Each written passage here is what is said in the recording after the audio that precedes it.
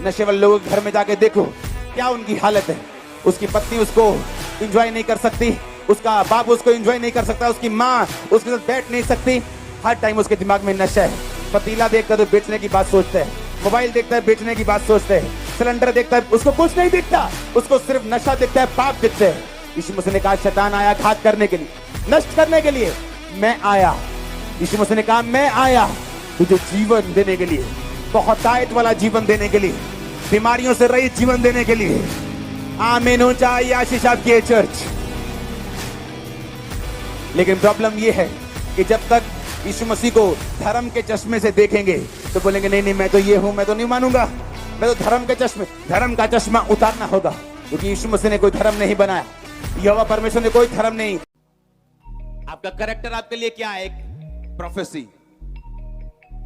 Word of God सबसे बड़ी prophecy. अगर प्रोफेसी की किस्में लगा दें तो सबसे बड़ी प्रोफेसी क्या है? वचन। दूसरी प्रोफेसी जो यहां पे आपको मिलती है डिक्लेरेशन, घोषणाएं, प्रोफेसी। तीसरी प्रोफेसी आपका चरित्र आपके लिए सबसे बड़ी प्रोफेसी है। आमीन। चौथी प्रोफेसी जो आपकी फैमिली आपके लिए करती है, और उसे पहचानना बहुत जरूरी है। आपके फादर का अगर बार बार एक्सीडेंट हो तो ये प्रोफेसी आपका भी होने वाला है।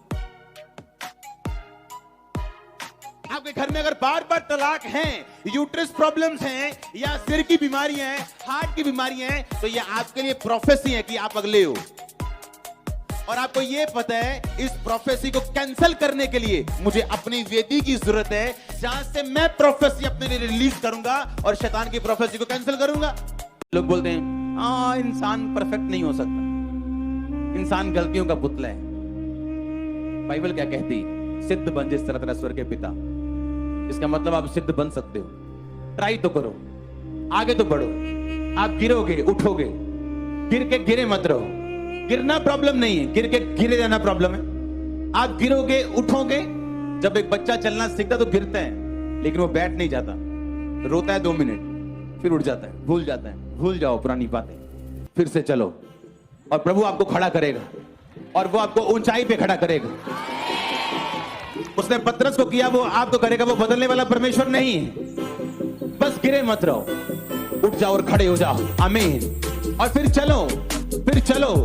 आप थकेंगे, बैठ जाएंगे 2 मिनट, कभी टांग पे चोट लगेगी, कभी बाजू पे लगेगी, आप बैठ जाएंगे, फिर से खड़े होंगे। एक दिन आप भागना सीख जाएंगे और अपने परिवार को साथ भगाना भी सीख जाएंगे। मेरे माता मेरे पिता दोनों आज प्रभु की सेवा में हैं। एक दिन ऐसा भी आया था जब उन्होंने बुला के कहा था कि बेटा नशे कर ले, चर्च नहीं जाना। लड़े झगड़े, हमारे घर में रोज झगड़ा होता था।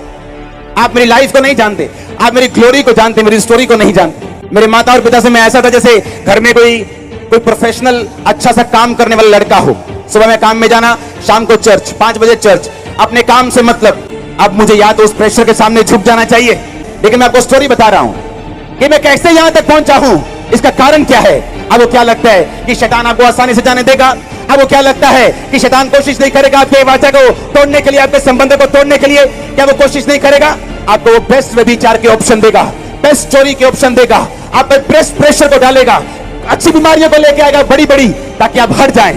लेकिन आपको बात याद रखनी है, जो परमेश्वर के साथ चलेंगे वो जय के उत्सव में चलेंगे, वो विक्ट्री में चलेंगे।